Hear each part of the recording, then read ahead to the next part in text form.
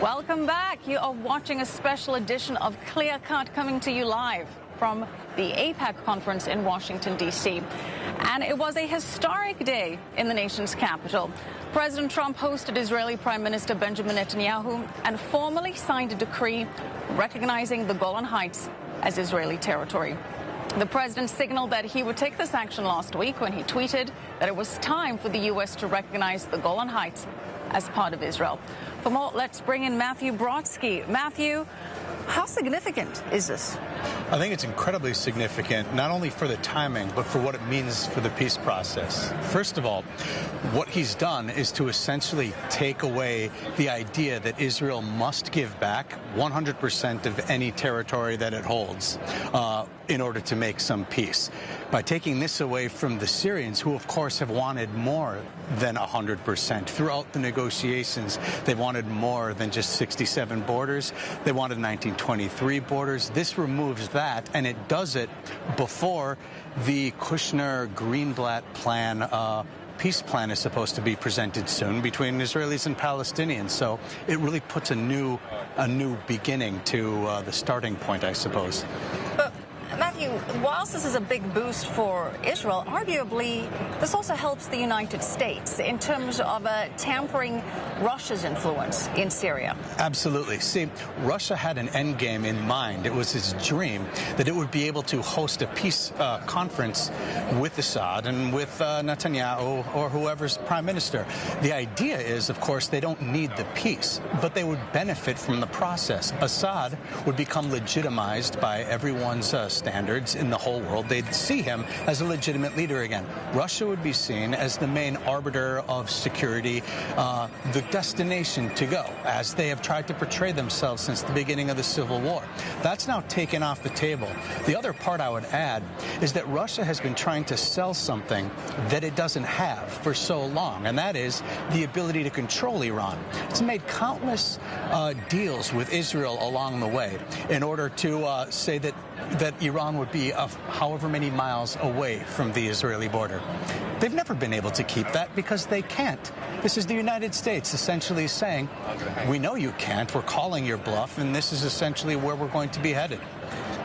Matthew, a big part of the AIPAC conference is focusing on the U.S. Support for Israel. And it on surface looks like it's a one-sided relationship when you see the agenda of AIPAC, but it is a mutually beneficial relationship, certainly in terms of security, in terms of military technology, in terms of other forms of technology as well, that Israel helps to innovate and then returns the favor to the United States. Expand on how this relationship is in fact symbiotic. I think this is a very important point that it would have been nice to have seen more of the Israeli leadership speak to that in the past few days here, is that it's not just that Israel needs the United States. The United States is essentially granting money. When Israel uses it for defense, it is developing projects with the United States. It's investing in the United States. So it's the return on the investment. It's not free money given to Israel. And Israel has always acted as the proving ground for much of the technology. I forget if it was the F-15 or F-16 that Israel first proved in battle before the United States had actually used it decades ago. The F-35 today. Once Israel buys that fighter plane, the rest of the world says, oh, Israel said that it's okay. They're the ones using it. Now we know it's good. And it opens up sales for the U.S. So there's so much in technology and in culture that goes back and forth between Israel and the United States. And that relationship, I think, is a good example of a two-way street. All right. I want to bring in our correspondent, Shayna Stulan. Matthew Brodsky will keep you right there.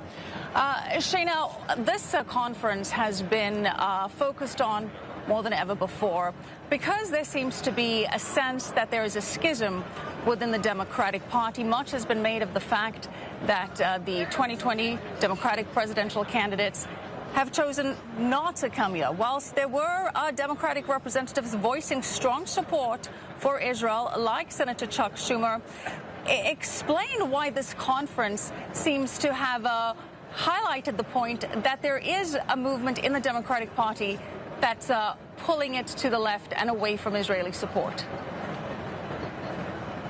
Sure, Michelle. To be fair about the 2020 presidential candidates, they weren't invited to this year's conference. They're generally invited the year of an election, so they would be invited next year. And we did see Kamala Harris, a Democrat running for president. She retweeted out a meeting she had today with AIPAC members in California, where she is a lawmaker there in that state. But yes, you cannot deny that there is some infighting happening within the Democratic Party over AIPAC, over the support of Israel, over the support of Palestinians. But the Democrats who spoke here, and you had top Democrats speaking here, Chuck Schumer, the top Democrat in the Senate, Steny Hoyer, the second highest ranking Democrat in the House, both telling the crowd here and telling the broader American Jewish audience out there in the country that Democrats support Israel. And while there may be some in the party, a few that don't, the overwhelming majority of Democrats do. But you also heard from Republicans who told the crowd here that the Democrats do have problems with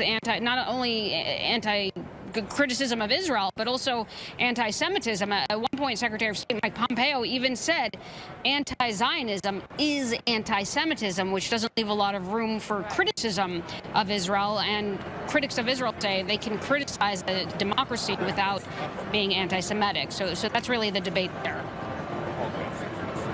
All right, Shayna Stulin, thank you. Matthew, as we heard there from Shayna, highlighting the fact of anti-Semitism, that's been a big focus of this conference. We heard from U.S. Secretary of State saying unequivocally that anti-Zionism is anti-Semitism. Let's take a listen. Let me go on record. Anti-Zionism is anti-Semitism.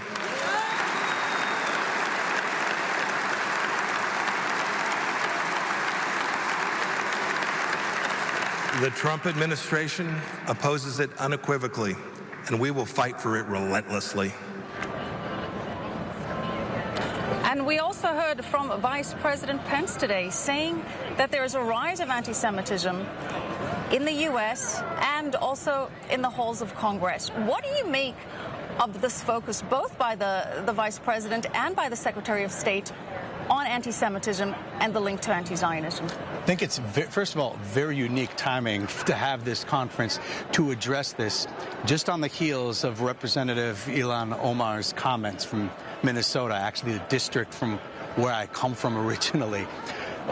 That type of anti-Semitism has really given a platform where you saw most media networks try to bend this into, well, this was talking about the Jewish lobby or talking about Israel and not really talking about just Jews in general. I think what the Vice President and the Secretary of State were able to do is to really lay the distinction on, which is when you are saying specific kind of things that are anti-Zionism, that Jews don't have a right to a homeland, their own land, this is crossing the line into anti-Semitism, which is quite a separate type of conversation than one over the influence of specific groups in the United States. And this is a distinction. Do you think the Democratic Party has a problem with this? Okay, granted that typically presidential candidates may not come until the year of the elections, but they also have been vocal about their refusal to come. Senator Warren, Senator Sanders made statements against AIPAC. Does the Democratic Party have a problem here? I believe they do. And I believe the trajectory, they're going to be very anti-Israel the further we go into time. They're going to be very anti-Saudi Arabia, very pro-Qatar. Essentially, their playbook is to adopt what they saw from the Obama administration before. And remember, the Obama administration used these type of dog whistles when selling the Iran deal as well in 2015. Well, some would take issue with that. Sure they would. That they wouldn't equate what we're hearing from congressmen to what we heard from the Obama administration. But I get your overall... It's more overt, I would say. Point taken. Thank you again so much, Middle East analyst Matt Brodsky. Pleasure to have you. All right, well, there is big domestic news here in the nation's capital as well. The Attorney General sharing the key findings of the